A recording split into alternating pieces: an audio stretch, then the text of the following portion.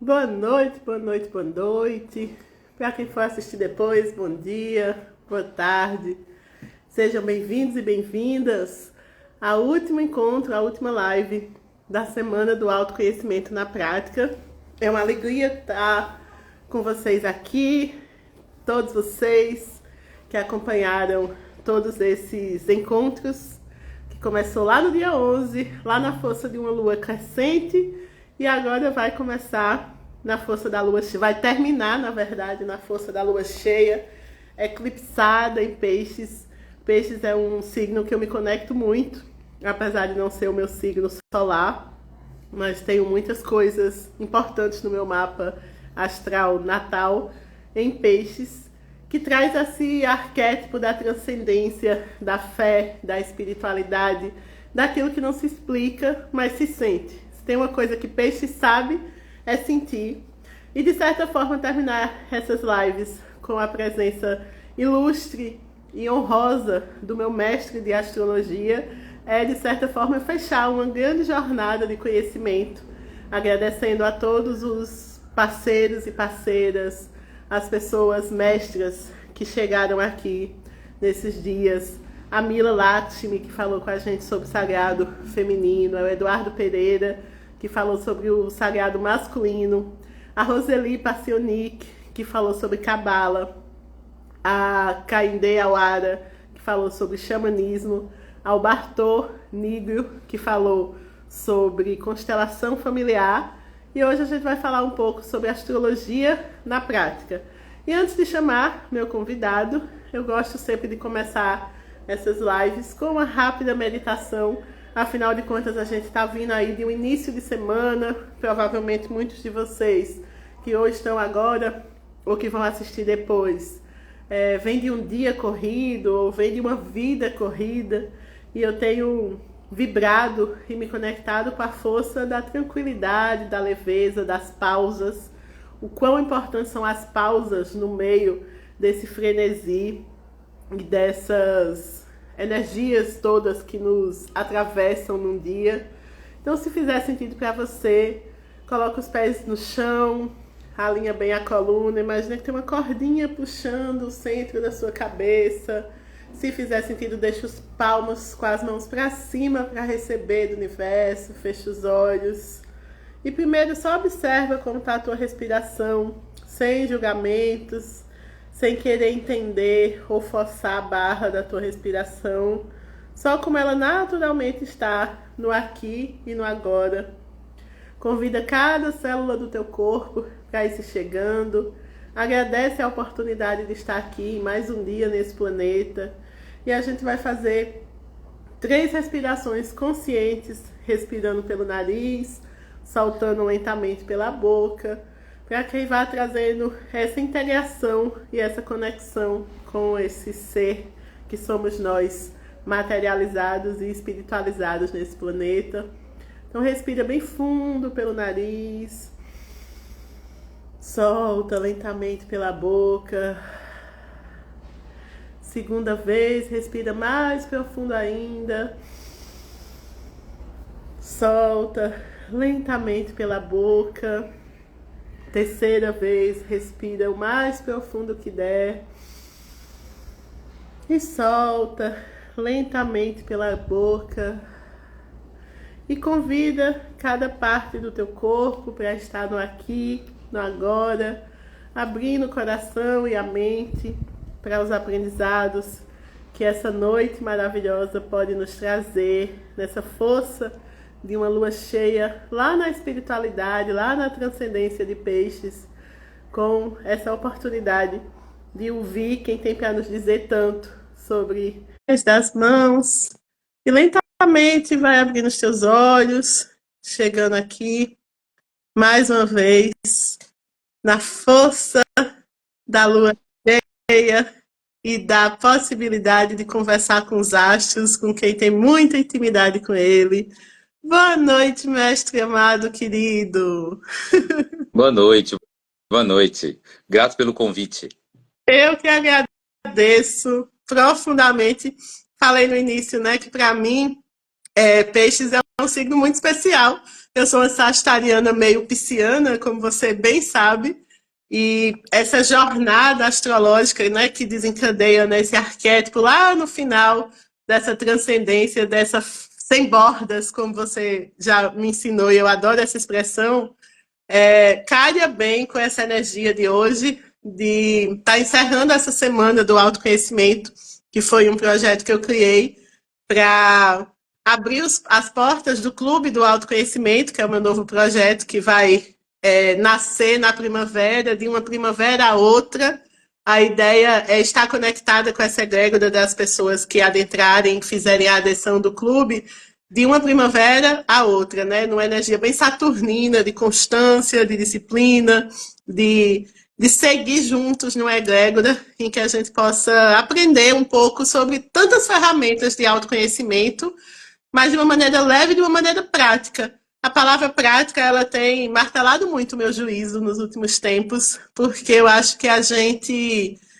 É a minha impressão, né? Quando fala de autoconhecimento, como se houvesse uma tendência a gente entender esse grande conceito como algo, muitas vezes, ainda teórico, ainda no lugar meio escola bancária, que a gente estuda. Eu li um livro de autoconhecimento, eu fiz um curso de autoconhecimento, eu assisti uma palestra de autoconhecimento, mas o que é isso se eu não colocar na minha vida, no meu cotidiano, na minha melhoria enquanto ser humano? E isso tem me inquietado muito, e a Dia do Clube nasceu dessa inquietação e da semana também. Por isso que o nome da semana é Semana do Autoconhecimento na Prática, né? O que a gente pode fazer na prática com esse conceito tão subjetivo que é se conhecer e olhar para dentro de si. E com cada um dos meus convidados, a gente olhou por um ponto de vista. Obviamente, com você, a gente vai conversar sobre os astros.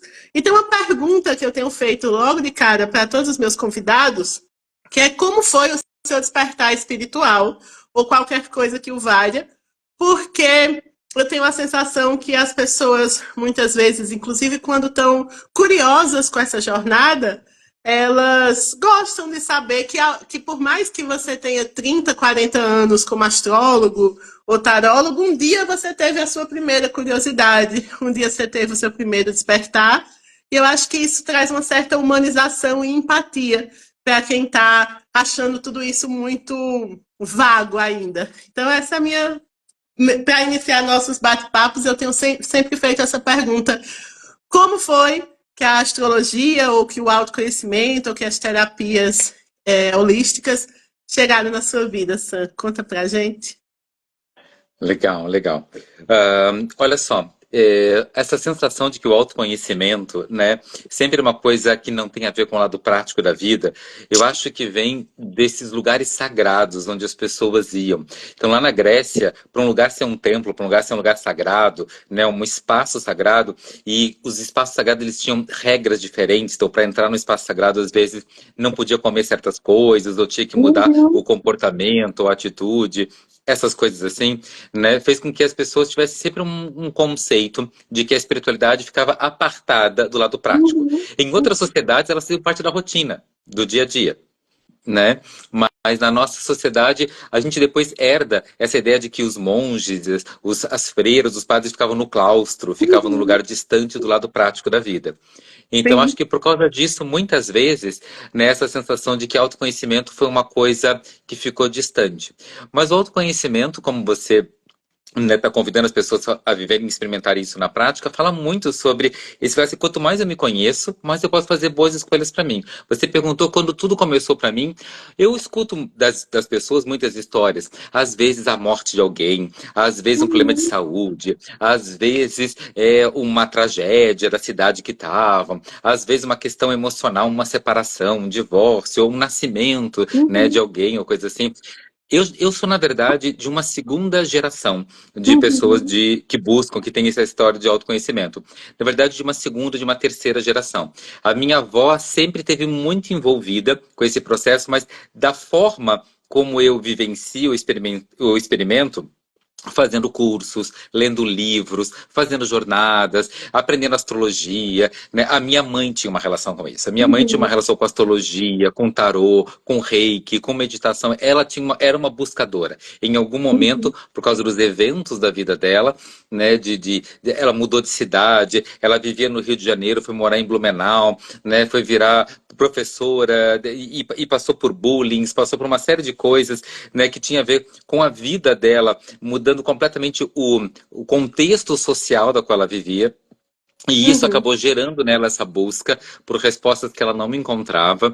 E ela tinha um filho pequeno, eu estava lá na vida dela, e às vezes ela não tinha com quem deixar o filho. Então ela carregava junto essa criança, acho que com um pacote de biscoito, né, para ele ficar quietinho num cantinho assim. E aí me levou, eu estava lá fazendo curso de parapsicologia, curso de pirâmides, curso de radiestesia, curso de anjo, de tarô, disso, daquilo, com 8 anos, com 7 anos, com 9 anos, com 10, com 12, com 15, né? Lá pelas tantas, ela percebeu que eu estava prestando atenção, aí não precisava ser tão subornado assim, com algum pacote de biscoito, né? E aí lá pelas tantas tinham cursos maiores e de por profissionais mais interessantes que só aí tinham nas grandes capitais, São Paulo, Rio, né, Uhum. Brasília. Aí de vez em quando ela mandava o filho, né, para ir lá fazer os cursos, voltar com as apostilas, voltar com, Olha, me contam como é que é as coisas lá. ela Então, fazendo eu não me lembro. chantilly e mandando só o filho. Isso, eu brinco que eu fui no autoconhecimento, eu fui muito bem mantrocinado. E isso já fica uma, né, já fica uma dica para quem é pai, para quem é mãe e está no seu processo de autoconhecimento. Eu vou Nossa, dizer assim, seus filhos saem ganhando muito com isso e eu sei do que eu estou falando, perfeito. né? Então assim, o quanto a nossa família pode ser ganhando muito com isso, né? Eu tenho uma irmã que não segue o processo de autoconhecimento, mas saiu ganhando com isso, né? Eu tenho sobrinhos, né? A minha sobrinha mais velha viveu, ainda conviveu bastante tempo com a minha mãe já é falecida, né? Uhum. E saiu ganhando muito com isso, com o processo de autoconhecimento dela. Eu tenho um enteado que fala do mapa dele, ele tem 12 anos, e ele fala: olha, eu sou capricorniano com ascendente em touro e lua em leão. A minha sobrinha também já lê tarô, já lê mapa astral, já tem os oráculos dela para consultar nas crises amorosas, quando vai fazer vestibular, para ajudar os amigos e os Nossa. colegas, né, da sala. Ela tá lá nos estágios dela e tudo. Então, a família está ganhando muito quando tem uma pessoa assim, e eu não me lembro de um evento específico que aconteceu Uhum. na minha vida que Uhum. modificou. Antes não tinha o autoconhecimento e Sim. depois tinha o autoconhecimento. Uhum. Eu cresci, né, com essa linguagem, eu cresci com essas falas, eu cresci, né, com essa ideia de você precisa se conhecer para fazer boas escolhas para você, você precisa olhar para dentro, você precisa tomar consciência do que você está sentindo, do que você está pensando, do que você está agindo, e fazer escolhas a partir da sua percepção, né? Isso já fazia parte da minha realidade. Perfeito, Sam. E achei tão importante você trazer essa questão de olhar desde as crianças, olhar desde os adolescentes, porque isso ia poupar tanto sofrimento, né? Eu passei 20 anos da minha vida dando aula para adolescentes, quando eu ainda não tinha esse olhar tão terapêutico, mas eu lembro que eu, muito nova, eu já dizia assim, gente, eu dava aula de redação para o Enem, né? Passei muito tempo focada nisso. E eu já entendia, algo em mim já entendia que não era só técnica de escrita que faria aqueles alunos se sentirem bem sucedidos, seja lá o que fosse sucesso e seja lá o que fosse passar no vestibular, não era com crise de ansiedade, de pânico, de úlcera que eles tinham de nervoso e que ninguém falava disso, que eles iam conseguir. E eu lembro que, inclusive, meus alunos, vai ficar salvo sim, meu amor. Eu lembro, inclusive, que os alunos que estudavam para cursos mais concorridos, tipo medicina, eram os que primeiro adoeciam. E eu já achava isso de um paradoxo. Como é que você vai ser um médico, aquele que vai cuidar da saúde das pessoas, adoecendo para virar médico? Então, sei lá, eu com 23 anos já botava os alunos para meditar, para respirar, e já era professora diferentona. Então, hoje na terapeuta eu tenho uma professora e na professora eu já tinha uma terapeuta. E se a gente conseguir fazer com que essas gerações mais adultas consigam resgatar e trazer isso para as suas famílias, a gente resolve muita coisa, ou pelo menos alivia muita coisa que não precisava, né? E aí isso tem a ver com a minha segunda pergunta, que é mais ou menos assim. Eu sei que é uma pergunta muito ampla e subjetiva, mas eu também tenho perguntado para os meus convidados, dentro das terapias e das áreas que eles atuam, quais têm sido as maiores dores ou as maiores inquietações dos seus clientes. Eu sei que é um arsenal de coisas, mas você falou uma coisa que eu, tão recém-terapeuta, né? Tão recém começando nesse universo, já percebi que é o fato das pessoas fazerem escolhas muito melhores quando elas sabem quem elas são. Isso para mim já foi uma coisa que caiu minha ficha a partir, né, dos meus atendimentos com as cartas, com os mapas e por aí vai. Mas eu queria saber assim, para você aí na sua realidade, quando as pessoas buscam você para fazer um mapa, para abrir um tarô ou qualquer outra vivência que você execute, o que é que elas estão buscando de verdade? Quais são as maiores angústias ou os maiores desejos que você enxerga hoje nos seus clientes? Ahn, eu houve um tempo na minha vida que não existia um volume de clientes grande o suficiente num lugar, né, para eu poder estar atendendo e isso também tá mantendo a minha estrutura, né, funcionando independente e tal, financeiramente e tudo e tal. E aí isso acabou me provocando para eu abrir o meu trabalho para várias cidades, né, Uhum, estados e cidades do interior e cada cidade tem uma realidade diferente, né, e uhum. público diferente. Então, quando a gente pergunta qual é a maior queixa dos seus clientes, então, meus clientes, né, eu tenho clientes, isso eu já tendo nessas cidades há mais de 20 anos, então, esse circuito de cidades que eu ando hoje em dia, e Uhum. isso, para mim, sou muito grato por isso, e mesmo hoje em dia, não precisando fazer isso, eu mantenho isso acontecendo exatamente para ouvir demandas diferentes de clientes diferentes. Se eu estou numa cidade que vive de agricultura, por exemplo, né, às vezes a pergunta mais importante é se vai chover ou não. Porque se chover ou se não chover, se chover demais Vai ou chover mudar de menos, tudo. exatamente porque eles têm uma chance por ano para fazer a vida dar certo financeiramente. Não, Ou colhe ou não colhe. Se não colheu, só ano que vem. não. Né?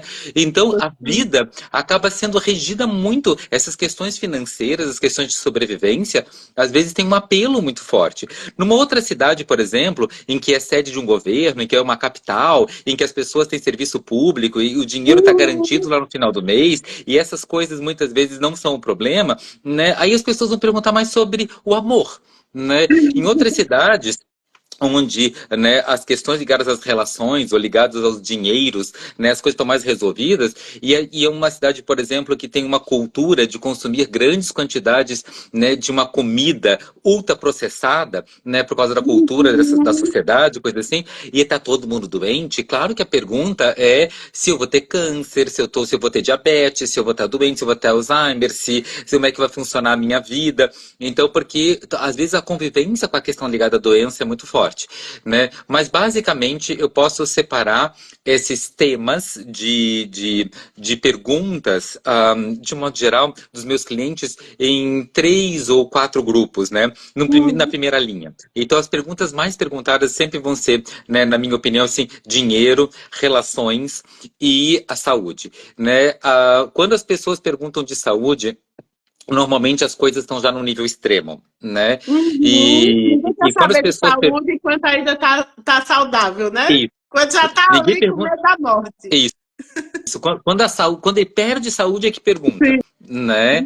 E as questões ligadas às relações, tanto a vida amorosa como a relação com as pessoas, quer dizer, amizades, família de sangue, né? As questões ligadas às relações de um modo geral, eu acho que eu colocaria talvez em primeiro lugar. Mas logo em Uhum. seguida, e brincando de revezamento com dinheiro. Às vezes pergunta de dinheiro e a segunda pergunta de saúde, de Em relações, ou a relação. primeira de relações e a segunda é de dinheiro, e costuma ser assim.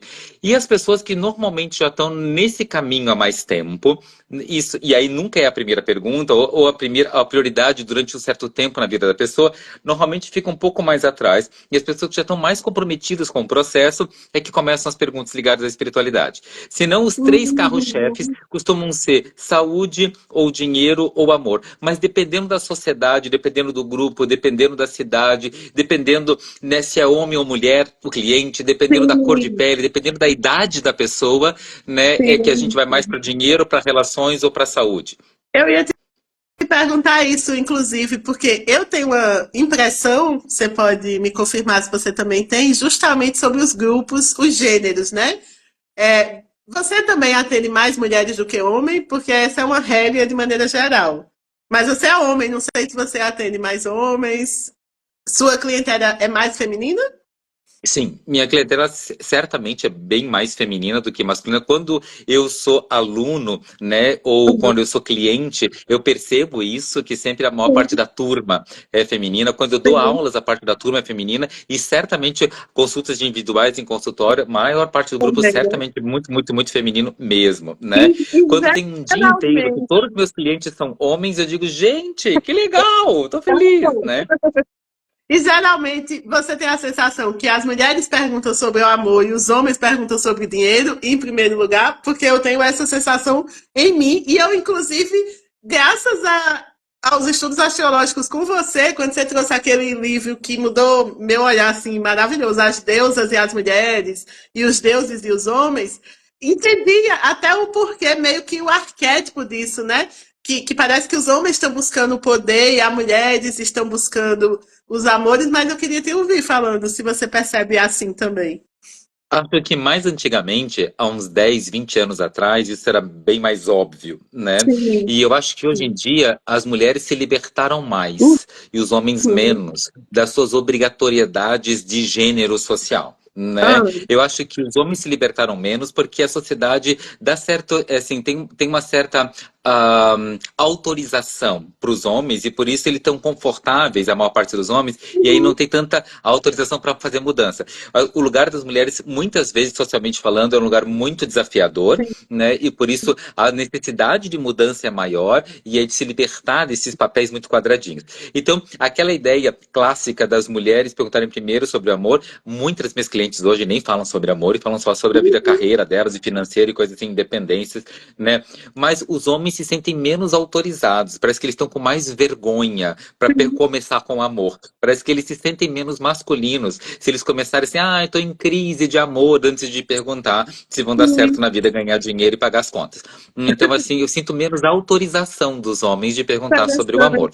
Interessante. E muitas vezes eu vejo que os homens colocam o amor muito perto da saúde. Então, se por acaso tem amor ou tem saúde, não precisa perguntar. Só quando perde é Tá. que está perguntando de amor e de saúde, na crise, na dor, no sofrimento, no coração partido ou no órgão partido, é que o homem pergunta um pouco mais sobre o amor.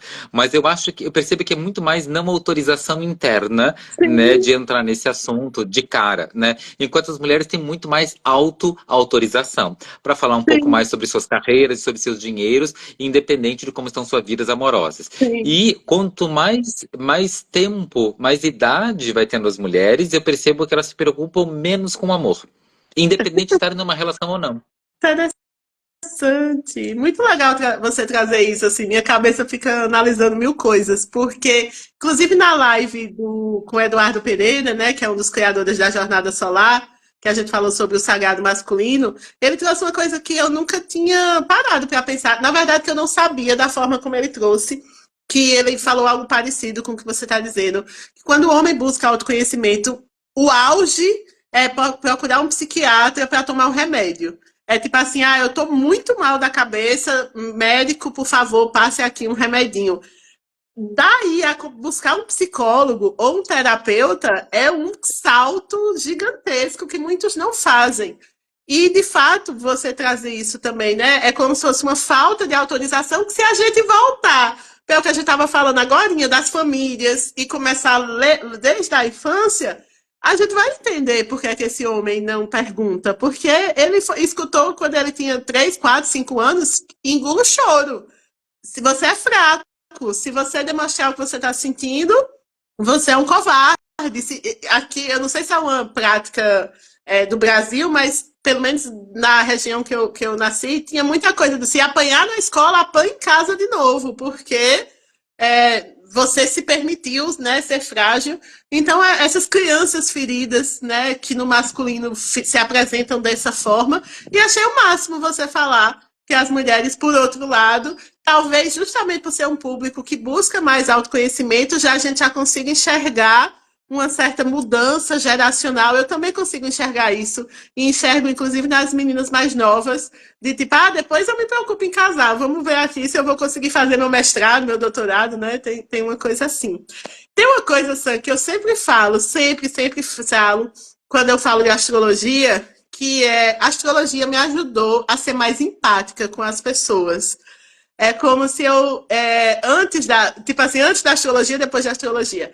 Antes de ter um conhecimento mais aprofundado, né, de ter feito a formação de astrologia com você, parecia que as pessoas estavam fazendo algumas coisas só para me provocar, só porque eram burras, só porque não entendiam. E aí, lógico, né, que a gente não vai esgotar, obviamente, esse assunto numa live, mas quando eu fui entendendo os 12 signos, os planetas, as casas, os signos e tudo isso, os ritmos da natureza, os elementos, como pedir para uma pessoa que é cheia de terra para ela demonstrar amor sendo fofinha e mandando beijinho, e como pedir para uma pessoa que é cheia de ar ficar muito tempo focado numa coisa, enfim. Eu queria que a gente fosse entrando aqui no assunto da astrologia na prática. Esse é um olhar que eu percebo em mim, como pessoa e como terapeuta hoje, como astróloga, ou estudante de astrologia, né, que é mais confortável dizer assim, é, que a astrologia me fez perceber que existem forças energéticas que ajudam, que regem, que influenciam, que não determinam, obviamente, mas que tem toda uma influência na forma de ser das pessoas, e isso me fez ser muito mais empática. E eu queria saber de você, essa astrologia na prática, o que é que ela faz você perceber e você percebe que os seus clientes percebem. Porque para que eu quero fazer um mapa astral, né, por exemplo? O que é que eu quero com isso? Ou a Revolução Solar, que é o mapa do ano. O que é que isso traz na prática que você enxerga como terapeuta e que você percebe os seus clientes percebendo a partir dessa ferramenta tão poderosa e ancestral? Conta pra gente. Eu acho que tudo sempre fica mais fácil quando a gente tem manual de instruções, né? Então, Sim. assim, quando a gente lê o manual de instruções, eu vejo, por exemplo, que muitas pessoas colocam videozinhos nas redes sociais, né? Olha assim, olha, aprende a mexer aí no Instagram, ou fazer sei lá o que no seu telefone, ou no seu computador, ou para suas redes sociais, ou para fazer, né, sei lá o que, né, para poder cozinhar, né, umas dicas para cozinhar, umas dicas para pintar, umas dicas para viajar, umas dicas para, né, se você está viajando ou cozinhando ou qualquer coisa assim, é importante saber as regras. Ó, umas dicas para skincare, para cuidar do Uhum. rosto, da pele, do que for, né? Para tudo na vida tem umas regras. E se a gente entende as regras, a gente aproveita melhor aquele mar de possibilidades.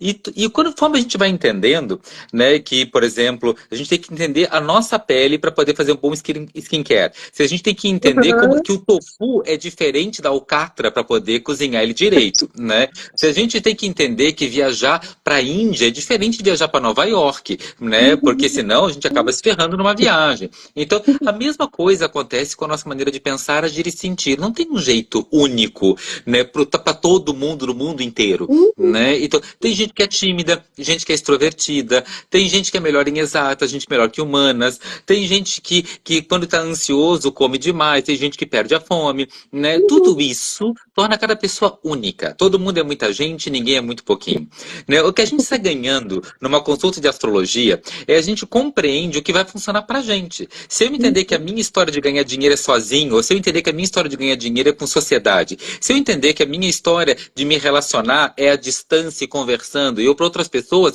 é só conversar que dá rolo, abraça, beija, cheira, mas não fala tanto, né? Se eu entender que o meu jeito de fazer viagens é para um lugar seguro e faz a reserva antes, e outras pessoas é para ir para aventura. Tem gente que veio para fazer formação de 2 anos e gente que veio para fazer workshop de final de semana. Quanto mais eu me entendo, autoconhecimento, e o mapa é um excelente instrumento de autoconhecimento, não é um único, né? Tem astrologia, tem numerologia, tem cabala, tem tarô, tem tantos instrumentos, mas ele é um ótimo instrumento de autoconhecimento. Quanto mais eu me conheço, eu posso fazer boas escolhas para mim, em vez de tentar uma coisa que não tem nada a ver comigo.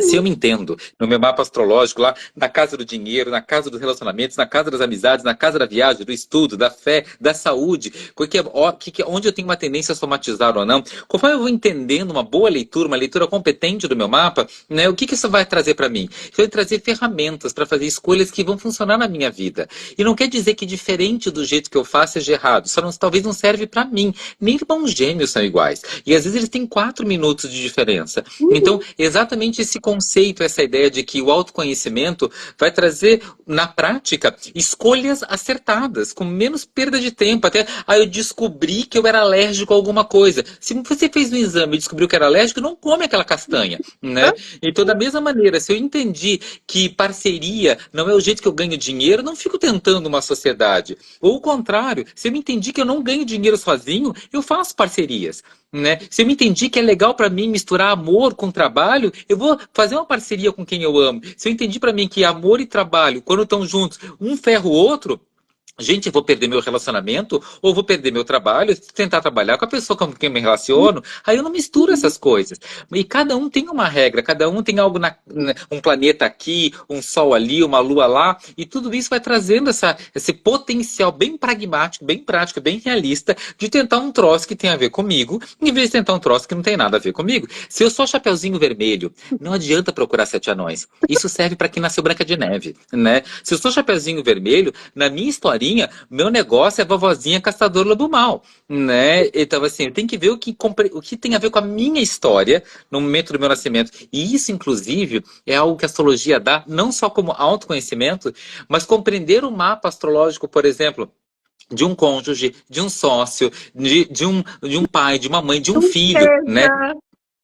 Nossa, é maravilhoso isso, porque a gente acaba dizendo assim, imagina se eu sou uma pessoa extrovertida e eu tenho um filho tímido, eu vou dizer, meu Deus, sai daí desse quarto. Ou o contrário, se eu sou uma pessoa tímida e tenho um filho extrovertido, dizer, meu Deus, alguém dá um limite para esse ser, que fica, né? E tem gente que nasceu para ter uma escrivaninha no quarto e gente que nasceu para ter uma bicama no quarto, né? Exatamente porque tem gente que é social e tem gente que não, né? E cada um tem uma beleza e do jeito do outro pode dar certo, mesmo que não seja do meu jeito, porque o meu jeito vai dar certo para mim, mas não vai dar certo para o outro, né?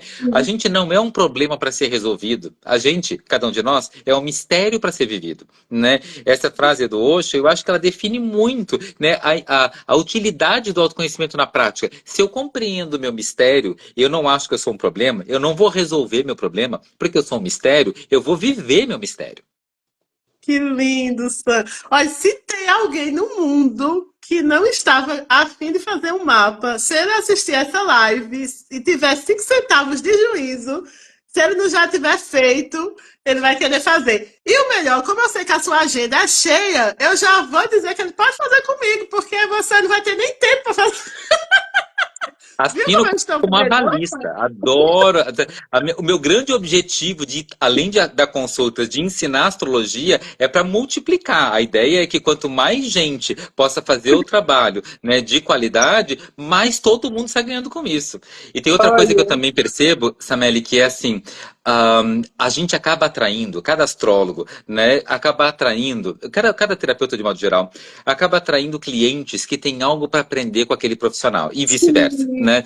Numa época que eu sim, estava em crise de relacionamento, foi uma das vezes que eu mais atendi homens em crise de relacionamento, né? sim, Porque é eu um grande precisava, espelho, né? né?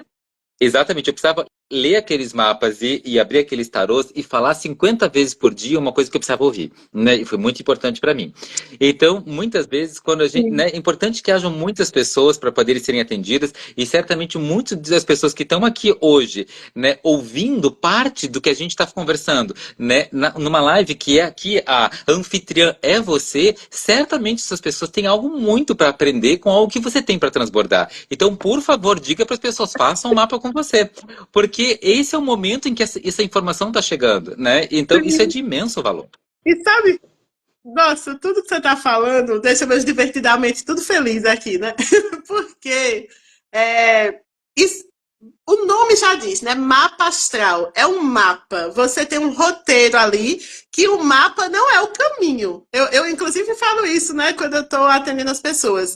Que o nome já está dizendo, é um mapa, é um GPS. Na hora que você erra o GPS, você vai chegar no seu caminho de todo jeito. Só que com o mapa, e se você sabe ler esse mapa, vai ser muito mais fácil. E aí, isso que você traz, né, do quão prático e do quão poderoso é você saber. Tem uma coisa que eu falei no meu livro, né, no último que eu escrevi agora, o Abecedário do Autoconhecimento, que muita gente riu, mas eu falei de uma maneira sagitariana, mas muito sincera, que é, às vezes você não tá maluco, você só tá andando com a galera errada. E eu acho que acontece muito isso. Como eu falei, né, no meu olhar antes da astrologia mais aprofundada que você me trouxe, de que muitas vezes eu me senti muito estranha, mas eu estava ali num grupo de pessoas que não ressoavam com coisas que eu sou, e provavelmente aquelas pessoas estavam se sentindo estranhas, de certa forma, com a minha presença ou com os meus comentários. Então, achar os seus pares e achar o seu modus operandi na vida de uma profundidade e de uma libertação, né? Você conseguir dizer assim, gente, eu não estou errado, eu só estou sendo eu só estou vivendo o mistério que é ser eu, e a astrologia traz isso para a gente, isso é muito poderoso.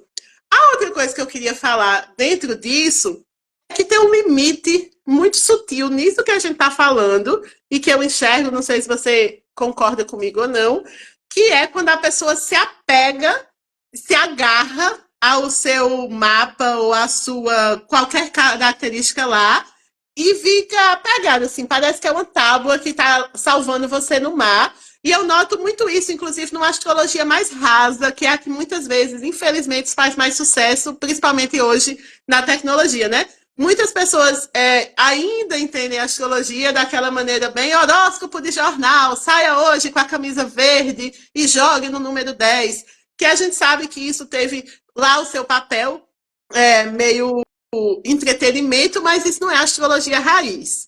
E aí, às vezes, eu noto que a pessoa também fica assim, mas tinha que ser de câncer, vive chorando e fazendo drama. Mas tinha que ser mão de vaca, capricorniano. Esse outro é muito sem noção, faz piada com tudo, só pode ser de Sagitário. E aí a gente se agarra a esses termos de uma maneira não mais saudável e não mais, como é que eu posso dizer, não mais coerente com o crescimento e com a expansão.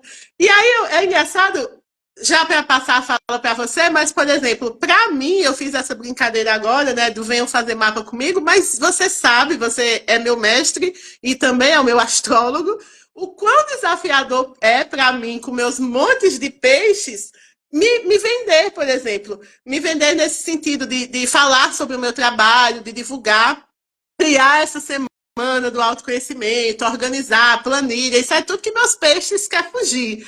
E aí eu queria trazer essa reflexão também, e queria passar a fala para você, de que muitas vezes é também o que é desafiador para você, e é uma coisa que eu amo, é pensar nos opostos complementares, justamente para eu ver não só o que eu tenho, que é tão fácil para mim, mas o que é que eu aprendo com aquele espelho oposto do meu lado, porque isso é o que me inquieta. Aí meus sagitários ficam pé da vida, que é quando a pessoa se apega a eu sou assim porque eu sou desse signo, ou que eu tenho essa conjunção, não sei o quê, mas ela não melhora, ela não se transforma, ela, pelo contrário, vai justificar um problema, um andor, um comportamento arrogante que seja, em nome do mapa, ou em nome do número, ou em nome do tarô.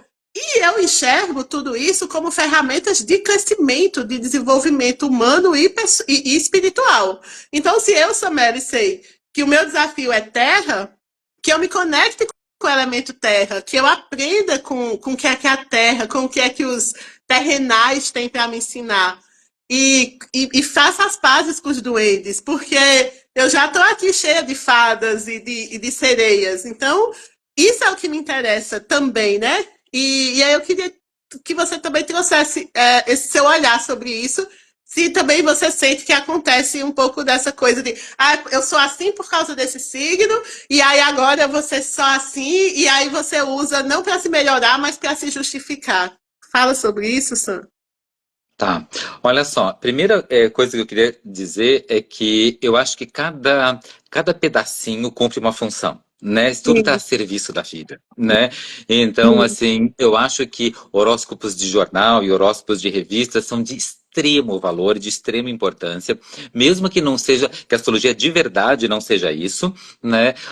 Porque eles abrem as portas dos interesses das pessoas pela astrologia, né? Sim. Eu mesmo, quantas vezes a gente, né, não abriu o final de uma revista ou o final do jornal para os mais jovens? Antigamente tinha publicações em papel que chegavam na casa das pessoas e abriam bancas que as pessoas compravam, Como revistas de dicas e jornais, né? aspectos. Há muitos anos atrás, na época que eu tinha cabelo, então as pessoas iam lá, compravam e liam, e no final das revistas, em algum cantinho do jornal, tinham lá umas colunas, né, para botar, porque muita gente é jovem aqui, nem sabe exatamente o que é isso. Não era só, não tinha site, não tinha internet, a gente lia. E depois disso Não. também, hoje em dia, claro, tem outros mídias eletrônicas, inclusive tem isso. Essa astrologia que separa as pessoas em 12 signos, né, exclusivamente. Porque a astrologia que, na verdade, parece mais uma signologia do que uma astrologia, né? Então, assim, a astrologia de verdade estuda os astros, não dos signos. Não separa as pessoas em 12. Primeira Não tem aula né?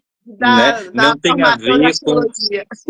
isso, né? Não tem a ver com Áries, Capricórnio, Touro e Virgem, mas tem a ver com Saturno, Júpiter, Marte, Sol, Lua e Vênus. Tem Uhum. outras coisas que a gente conversa, né? E exatamente por causa disso, muitas vezes, quando a gente entra num primeiro momento, né, a primeira abertura de porta, né, a primeira coisa que a gente escuta, quando a gente bota o GPS lá no carro, que nem você deu exemplo, né? A gente bota o GPS diz, você vai entrar à direita, vai entrar à esquerda, né? Vai andar tantos quilômetros e a previsão de chegada em tal lugar é daqui a 1h15. Primeira sensação que dá é, tá resolvido. Ai, que bom. Ai, que ótimo. Né? É assim porque é assim. E tá tudo certo. E não precisa fazer mais nada. Né? E ok, e esse é o primeiro momento, e é o momento de ligar o GPS, de ligar o caminho, de entrar em contato com o instrumento. Mas depois a gente descobre que tem que ligar o carro e fazer o caminho, né? E tem que andar pela primeira Pegar direita, tem que andar purpurina. primeira esquerda. Exatamente. Às vezes, tem questões que no GPS diz assim, olha, é essa estrada. E a gente olha e vê a estrada e vê que tem um buraco, ou vê que tá perigoso, ou vê que não tá bem iluminado. Aí a gente tem que sair um pouquinho daquela estrada e o GPS, inclusive, vai nos ajudar dizendo o quê? Recalculando a rota. É porque na vida Isso. existem duas grandes vertentes, duas grandes forças que estão tecendo o tecido da vida. Os fios verticais e os fios horizontais do tecido da vida. E Uhum. os fios verticais, eles são o que a gente chama de destino. E a astrologia ela é ótima para mostrar o destino porque ela utiliza algo que a gente não tem como mudar. Ela usa data de nascimento, hora e local de nascimento, que são coisas que não Uhum. tem como mudar. Não é algo que você possa fazer a sua vida inteira para mudar, data, hora e local. E é por isso que, num primeiro momento, a astrologia parece que dá aquela sensação de que, tu é desse signo, tu é assim mesmo, acabou, deu, e E é não tem mudança, não determinista, tem né? evolução, não tem crescimento, não tem desenvolvimento. Exatamente. Agora, além desses fios, e esses fios são reais, Uhum. existe, a gente tem destino imutável na vida da gente.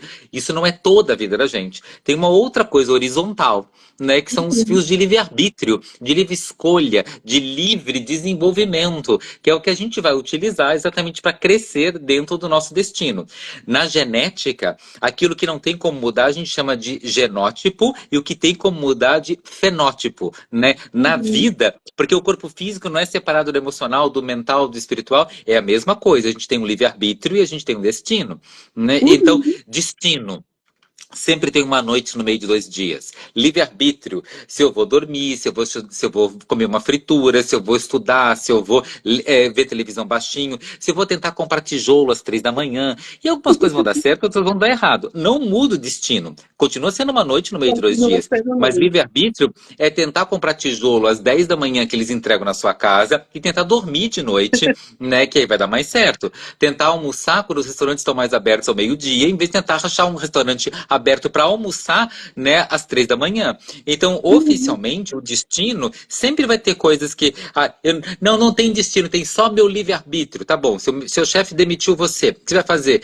Meu livre-arbítrio diz que eu não vou ser demitido. Ele demitiu e você disse que não vai ser demitido, tá demitido igual. Né? Então, assim, na vida há eventos de destino e há eventos de livre-arbítrio. O que eu vou fazer com aquilo que está acontecendo na minha vida, o que eu vou fazer com o meu lado, né, sério, se eu vou ficar craquelado ou vou tentar trazer humor, se eu sou Capricórnio, o que eu vou trazer com o bando de emoções que eu tenho, né, se eu vou me deixar, né, destruir minha vida inteira pelas minhas emoções ou vou utilizar minhas emoções para poder construir uma vida melhor para mim, se eu sou canceriano, o meu bom humor e minha vontade de crescer, Sagitário, né? Ou então o meu foco, né? Se eu sou, né? Ou minha fome, se eu sou taurino, e assim, esses arquétipos, essas brincadeiras, esses exageros que é utilizado no primeiro momento para aprender e para entrar em contato com o caminho e que não são todo o caminho é crescimento, evolução e desenvolvimento, é exatamente, a gente precisa começar por algum lugar, mas é exatamente a ideia dos dois, a combinação, né? Reconhecer o destino e o meu livre-arbítrio dentro desse destino para potencializar o máximo que o destino pode trazer para mim, né? Por causa das minhas escolhas, a minha evolução e do meu desenvolvimento com o livre-arbítrio, a combinação dos dois, na minha opinião, é fazer o tecido da vida com a qualidade que ele pode ter para cada um de nós. Perfeito, perfeito, Sam. E isso eu aprendi com você, mestre. Foi você uma das pessoas que mais me ensinou isso. E eu tento repassar isso, né, para as pessoas que eu atendo hoje também. Que é isso que eu estava falando, né? Tipo, aquilo que me falta é ali onde eu tenho mais para aprender. E aquilo que é fácil para mim é ali onde eu tenho onde me aprimorar e desenvolver. E eu acho incrível, assim, uma das coisas que me encanta é conseguir enxergar isso em várias áreas do conhecimento. Quando eu fiz minha pós em psicologia positiva, a síntese da psicologia positiva é procurar desenvolver aquilo que você já é bom, né? Em síntese, a filosofia, a área da psicologia positiva surgiu ali nos anos 2000 desse questionamento de que a psicologia padrão ela olha muito para aquilo que nos falta, né? Para aquilo que Freud começou ali naquilo que era o desvio, né? O erro, o xiste, o ato falho. E aí o Goleman da inteligência emocional, fugiu agora o nome do cara, mas enfim, ele é um professor lá da Pensilvânia, ele foi o primeiro cara a pensar assim, pô, mas a gente está sempre há 2 séculos olhando só para o que o ser humano teoricamente falta, né? Aquilo que está com defeito, entre aspas, no ser humano, e aquilo que o ser humano é naturalmente bom. E aí, lá na psicologia positiva, eu lembro que uma das disciplinas que eu estudei, que foi forças de caráter, a gente estudou sobre virtudes. E eu estudei sobre virtudes com você lá no tarô. E aí eu sei que a nossa live é sobre astrologia, mas eu queria também aproveitar esse momento aqui maravilhoso com você para também te fazer essa pergunta, porque você acabou de trazer essa explicação maravilhosa desse tecido da vida, que eu acho que nos dá uma alta responsabilidade, né? De tipo, ok, tá aqui o destino e eu não vou mudar onde eu nasci, quem é minha família, meu nome, enfim, tem umas coisas que só aceita, que dói menos, mas tem várias coisas que eu posso fazer com isso. A relação que eu vou construir com meu pai, com a minha família, com a com minha cidade, etc. e tal. E aí a astrologia ela traz esse olhar. E aí eu te pergunto agora sobre o tarô, sobre a perspectiva, sabendo que você também trabalha divinamente, né, com essa ferramenta aí profunda, o que é diferente no teu olhar terapêutico de, por exemplo, fazer um mapa astral para se conhecer e fazer uma consulta oracular para se conhecer? Qual seriam as semelhanças e as diferenças assim mais explícitas nessa percepção dessas ferramentas? Os oráculos antigamente eram sempre, cada povo desenvolveu vários oráculos, né? E os oráculos, eles eram esse momento em que a pessoa parava e perguntava para algo que transcendia a própria identidade dela, a consciência dela, aquilo que eu entendia que era eu. Claro que cada um de nós tem o seu próprio inconsciente, né? Claro que cada um de nós tem um monte de coisas que vão além do que eu entendo que sou eu, né? Mas quando a gente pergunta para esse algo transcendente, transcendente, algo que vai além do que eu me entendo que sou eu. Quando eu quero buscar perguntas, fazer perguntas e buscar respostas para isso era o oráculo, era o momento oráculo. E a gente desenvolveu muitos oráculos na história da humanidade, né? Então, lá os nórdicos com as runas, né? Os vikings lá, né? A gente tem o I Ching, né? No lado dos chineses, a gente vai ter o tarô da Idade Média, a gente tem a astrologia sumeriano, caldeu, egípcia, e tem outros oráculos egípcios, do próprio Senet que foi utilizado, e, né? Mahalila, né? Na Índia. Então, a gente tem muitos instrumentos em que a gente para com um instrumento, com uma técnica, né? Para perguntar para o que transcende a minha ideia de eu, para fazer perguntas para aquilo e poder ser guiado, poder ter respostas para aquele instrumento, né? Então, e todos os instrumentos têm respostas que, dependendo do meu processo de profundidade, a resposta vai se aprofundando. Então, por exemplo, quando a gente vai falar de astrologia, né, Sagitário de primeiro nível, ele vai dizer assim, eu quero viajar para o estrangeiro, o transcendente, o além é o estrangeiro. Sagitário de um outro nível é já filosófico, né? Não é a viagem, não é o estrangeiro, já é a filosofia, o Na que vai viagem além da do meu eu. cabeça. Exatamente. Como a segurança taurina no primeiro nível vai ser dinheiro e comida, mas a segurança taurina no segundo nível é um comportamento afetivo que agrega e estabiliza, né? Exatamente, o Capricórnio no primeiro nível, ele quer manter a estrutura da matéria em volta dele, mas Capricórnio no segundo nível sustenta toda a sociedade funcionando e acontecendo pelos papéis sociais, pelas carreiras, pelos trabalhos. E todos os signos têm isso. No tarô a gente também tem isso, né? De um modo geral, os arcanos menores do tarô, né, a gente está falando ali mais da coisa como acontecendo na rotina, no dia a dia, né, em termos emocionais, em termos mentais. Os arcanos maiores já estão falando de um nível um pouco mais profundo, filosófico e transcendente. O livre-arbítrio no tarô, ele está acontecendo mais nas cartas, né, das primeiras 6 cartas do tarô, dos arcanos maiores, então cartas como mago, sacerdotisa, imperatriz, imperador, né, e a própria sacerdote, eles vão falar um pouquinho mais sobre o momento de fazer escolhas. Depois da carta da estrela, lá cartas como Lua, Sol, Juízo Final, o Mundo, né? Essas cartas mais de transcendência, elas vão falar mais do processo mais de evolução e de desenvolvimento e que pegam um tanto mais de destino do que o livre-arbítrio, o que a gente aprendeu com o que aconteceu. Mas toda vez que um instrumento vai te perguntar algo que você não tem como mudar, data de nascimento, hora e local, por exemplo, como a astrologia, como a cabala, como a numerologia, como o desenho humano, né? Esses instrumentos, eles vão mapear um pouco mais aquela parte sua que você não tem como mudar. Eles têm um olhar um pouco mais atento ao destino. Eles têm um olhar um pouco mais atento olha, sorte sua ser assim, né? Então, assim, não é o seu problema, é sorte sua.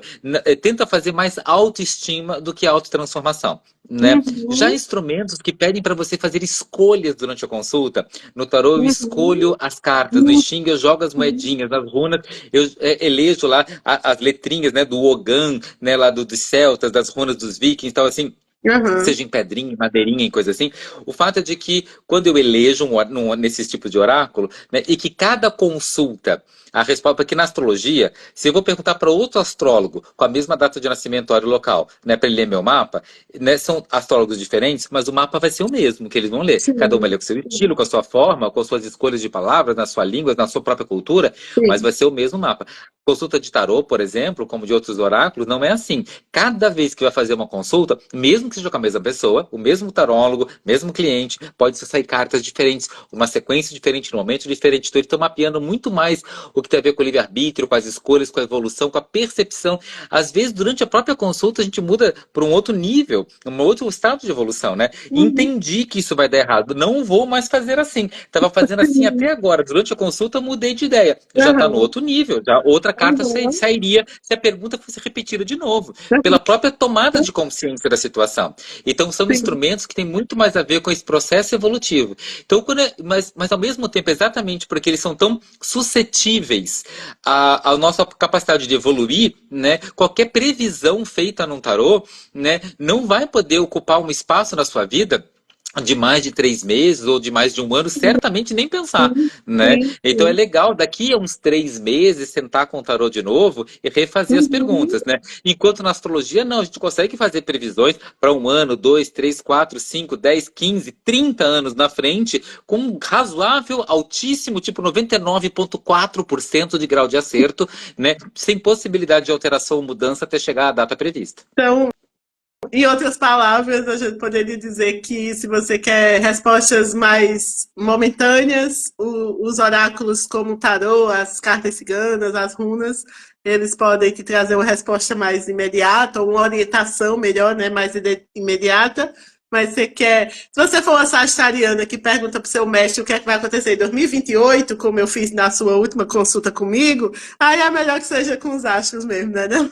Até porque quanto mais depende de você a pergunta, por exemplo, né, se eu vou estudar ou não, né, se eu devo fazer esse curso ou não de faculdade, de vestibular ou não, se eu deveria casar com essa pessoa ou não, quanto mais depende do meu livre-arbítrio, melhor perguntar pro tarô, né? Uhum. Agora, se você vai dizer assim, olha, casei com essa pessoa, tá bom, ok, Já né? Eu quero saber qual foi. é o meu aprendizado dentro dessa relação. Independente das minhas escolhas, tem algo para ser aprendido nesse relacionamento. Vamos fazer o mapa dos dois. O que que eu tenho que aprender com esse trabalho? O que que eu tenho que aprender com esse ano que começa hoje, no dia do meu aniversário?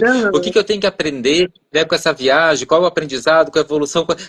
Como é que eu lido com isso, independente das minhas escolhas? A astrologia Uhum. é o melhor instrumento.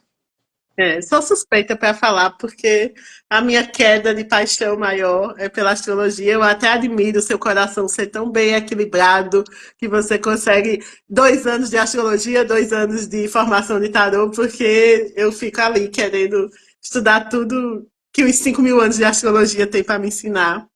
E, inclusive, né, abrindo um parênteses aqui, uma das coisas que eu quero que tenha no clube, eu tenho pensado a astrologia como um tempo natural. Calhou de eu fazer a formação, né, de astróloga com você, justamente quando eu estava morando num sítio. E aí, dentro da minha espiritualidade, a noção de ir para a Terra fazia parte do que eu estava buscando. E era muito bonito ver a vida acontecer naquelas árvores, naquelas plantas, né? Eu realmente vivenciei as estações, vendo ali o meu pé de cajá, o meu pé de pinha, o meu pé de jaca. A jaca parece um feijãozinho e vira aquele negócio gigante e tal. Então, passear pelas estações para mim e pelas fases da lua, né, nessa dança que começou Sol e Lua, me expandiu muito a forma de perceber o tempo.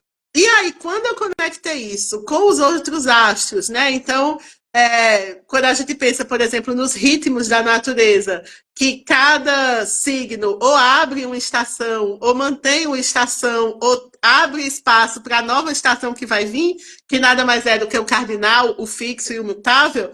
Nossa, isso fez um boom assim maravilhoso na minha cabeça. E hoje eu acho que todo mundo devia ter direito a uma percepção do que está acontecendo no que eu chamo de tempo natural. Então, uma das coisas que eu quero propor no Clube do Autoconhecimento é que a cada lua nova eu possa fazer essa análise geral, né, de dizer assim, por exemplo, a gente está vivendo agora uma lua nova no signo de Virgem.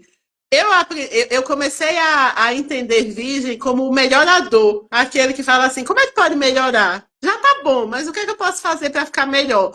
E aí já tira a signofobia, que eu brinco, né? Que tem aquela. As pessoas usam muito astrologia para fazer bullying, né? Tipo, ai, tinha que ser de virgem, tinha que ser de Sagitário. Mas foi a beleza, né, dessa jornada em que cada signo e cada astro ele tem algo a contribuir. Então, tipo, o Virgem, ele é técnico, ele é organizado, ele é metódico, porque ele vai melhorar as coisas. E se eu puder ser organizada, metódica, na melhor maneira de ser na minha vida, as coisas vão melhorar.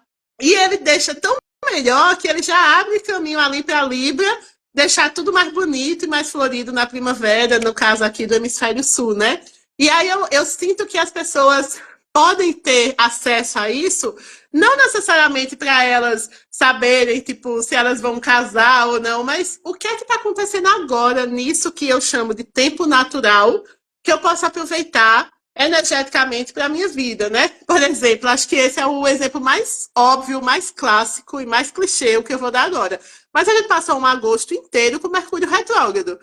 Quem era meu cliente sabe que, pelo amor de Deus, no evento de comprar um produto tecnológico, que as chances de dar erro vai ser muito grande. Eu estava para comprar um aparelho, um celular, e eu deixei para comprar em setembro, porque eu não ia fazer essa besteira da minha vida. E, enfim, olhar para essa astrologia na prática faz parte de uma das coisas que eu quero fazer no clube. E uma das outras coisas que eu quero fazer no clube é toda quarta de lua crescente, quarta por ser essa energia mercurial e lua crescente para expandir. Eu quero que a gente faça um encontro de quais são as intenções do grupo e quais são os desafios do grupo para aquela lunação. Porque Saturno está me ensinando nesse ano, meu mestre, que a gente precisa de constância, que a gente precisa de disciplina, que a gente precisa de foco, força, fé. E aí eu tô muito nessa energia de o que é que tá acontecendo agora e disso que tá acontecendo aqui fora no mundo, o que é que tá acontecendo aqui na minha vida. Eu tô precisando melhorar. É isso que Virgem me diz, que pode melhorar. Mas eu tô precisando melhorar o quê? Minhas relações, meu dinheiro, meu trabalho.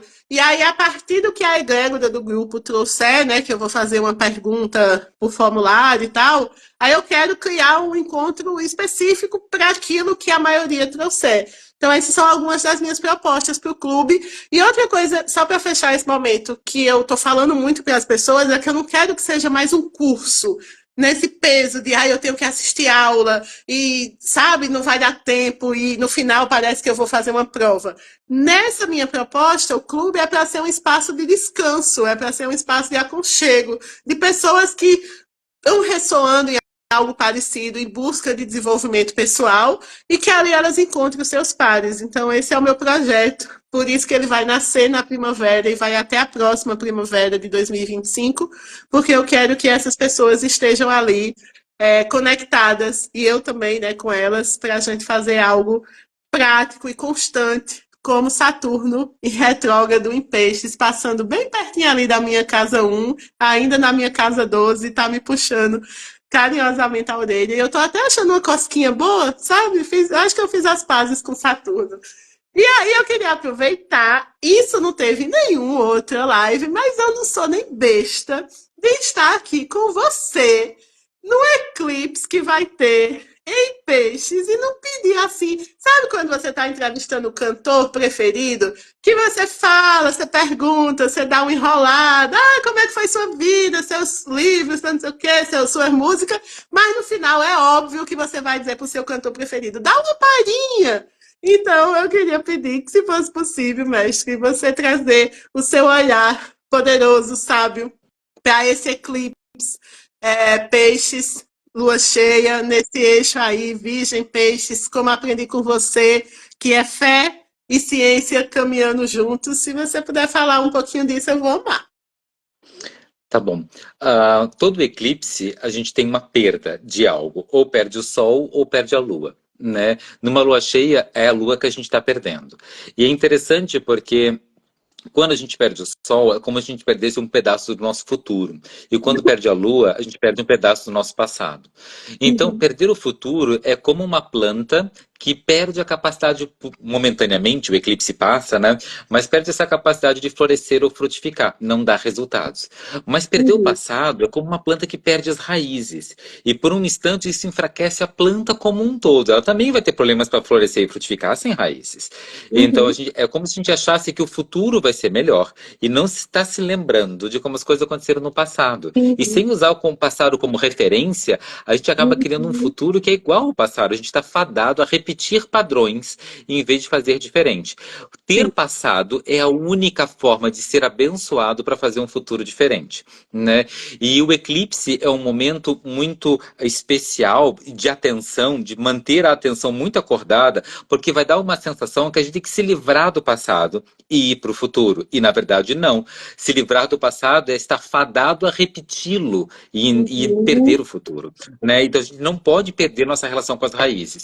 Nesse momento, nesse eixo Peixes-Virgem, né, a ideia é que a gente está perdendo o lado Peixes. A Lua que está se escondendo, a quem está ficando eclipsada é a Lua, e a Lua vai estar em Peixes com o Sol em Virgem.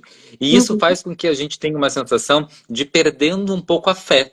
e assim, só valorizando a ciência. Ciência é importantíssimo, mas toda a cultura de um povo é feita pela ciência, pela arte e pela religião. E o peixe é responsável pela arte e pela religião de um povo, né? Uhum, Então, se a gente fica só com a ciência, a gente está perdendo 2/3 da cultura de um povo e dois uhum, terços daquilo que funciona. Porque tem às vezes uma hora que o médico faz tudo o que ele podia fazer e ele diz: a uhum. ciência termina aqui, agora vamos rezar. Porque ele Aham, sabe que de agora em diante que vai funcionar, né? Às vezes é entrar uma pessoa que trabalha com terapia e com música e com som e com fé e com arte, porque às vezes é isso que vai fazer o milagre, e milagres a uhum, gente tem documentado ao longo da história da humanidade que acontecem. Então a aham. gente é importante nesse momento durante o eclipse perceber que lindo e que maravilha e que encantador que a ciência ganha toda a força e toda a bênção, mas que perigoso a gente poder ter uma crise de fé, né? Que perigoso a gente ter uma crise de arte. E com uma crise de fé, uma crise de arte, a gente perder a capacidade de ir para frente, fadando a gente a repetir padrões, em vez de inventar a próxima moda da vez. Então, o desafio desse eclipse é sustentar a nossa conexão com a arte, né? Pinta, desenha, lê um bom livro, assiste um bom filme, vai no cinema. Se você não consome arte, mas produz arte, toque uma música, escreva um livro, né? Pinte uma mandala, né? Pinte a parede da sua casa, faça bonita a sua comida, né? Então, arte e reze, né? Ou acenda a vela, ou cante Hare Krishna, ou faça meditação em silêncio, ou vá para baixo da pirâmide. Aquilo que você acredita e a sua arte precisam nutrir o seu futuro, né? Que está perdido momentaneamente durante o eclipse. Esse é o desafio desse eclipse. Perfeito. O eclipse vai ser amanhã, Maria Antônia, no dia 17. Vamos ter esse eclipse que não vai ser muito visto, né? Importante dizer isso. Não vai ser algo que a gente vai perceber a olho nu, como foi o eclipse solar anular que a gente teve ano passado, mas que a energia do eclipse ela perpassa a nossa vida. E acho que essa é uma excelente maneira da gente ir fechando o nosso bate-papo, porque, inclusive, com o que está acontecendo agora, né? Tipo, aqui no Brasil, todo esse eixo das queimadas, enfim. Eu acho que isso é uma coisa que nos tira muito a fé, às vezes, né? Eu vejo as pessoas reproduzindo essa fala, né? De tipo, como acreditar no ser humano, como, enfim, acreditar numa vida melhor, vendo o que está acontecendo. Porém, eu que sou cheia dos peixes, então sou cheia da fé, sempre penso assim, né? Que egrégora para mim significa pessoas vibrando numa mesma frequência. E aí, existe uma egrégora da Terra. Cada pessoa que repete que não dá para ter fé, ela está alimentando essa falta de fé. Então é meio que assim, onde é que você escolhe estar? Você prefere estar na repetição e na reprodução e ser mais um, e mais um, e mais um, que vira milhares de pessoas de não dá para ter fé, e aí a gente é engolido por isso, porque alguma coisa, a algo convém a gente deixar de acreditar. Eu tenho uma rebeldia um pouco sutil assim em mim, que eu sempre penso isso. Tem algo, que eu não vou nomear aqui, mas tem algo que se nutre da nossa falta de fé. Tem algo que nos quer muito desesperançosos, porque a desesperança é um lugar muito fácil de ser manipulado, é um lugar muito fácil de ser um zumbi, né? Tipo assim, eu não tenho fé, eu não tenho confiança, eu não acredito, é muito mais fácil ser levado ali para qualquer lugar. Então, eu acho que a fé também é um lugar de rebeldia. A confiança, a esperança, a alegria, para mim é mais do que só eba, eba. É uma relação de poder, de tipo assim, eu posso escolher estar em outra frequência. E eu não estou dizendo que não é simples, que não pode ser desafiador, mas que eu acho que vale a pena estar lá. E aí tem uma frase do Nietzsche que eu amo, né, que é bem usada nas redes sociais, que diz que os que dançavam foram considerados loucos pelos que não escutavam a música. Eu espero que a gente escute a música, eu acho que essa é uma boa frase para esse eclipse, né? Ou mesmo que a gente não escute, que a gente dance, porque vai que no meio da dança a gente começa a escutar a música. Talvez seja esse o milagre que Peixes possa trazer nesse eclipse. E ele já trouxe o milagre de eu achar um tempo na sua agenda para a gente ter esse papo e com este bate-papo incrível, maravilhoso, a gente fechar a semana do autoconhecimento como de uma maneira que eu não poderia esperar melhor. Agradecer mais uma vez por ter dado esse seu tempo precioso aqui para esse projeto, para esse papo. Agradecer às pessoas que nos assistiram, dizer que depois essa live vai estar lá no canal do YouTube do Samelices e que estamos esperando a primavera, que chega essa semana, nossa última semana de inverno, né? O que é que a gente plantou nesse inverno, o que é que a gente quer ver florescer nessa força da primavera. E o Clube do Autoconhecimento continua aí acontecendo nesses próximos dias. Quem se conectar com a proposta, segue o Samelices, que vai ter muito mais informações. E, mestre querido, só agradecer a honra de sempre lhe escutar e aprender tanto com você e com a sua sabedoria humana. Gratidão. Eu que agradeço a oportunidade, né? E queria, né, só assim, para realmente trazer à tona que fazer jornadas, né, é uma boa forma da gente se conectar, né? Essas jornadas, como, Uhum. né, a jornada do autoconhecimento, começo, meio e fim, um ano, mergulhando nesse processo, jornadas que permitem que a gente faça um mergulho inteiro e que tenha uma ideia, né, de quando, do processo como um todo, né? Isso é de imenso valor. Então, realmente grato a você por estar criando essa oportunidade para as pessoas poderem estar vivenciando isso um pouquinho. Gratidão. Um beijo, meu mestre querido. Até uma próxima. Gratidão, gente. Um abraço. Bom eclipse pra gente. Bom eclipse. Tchauzinho.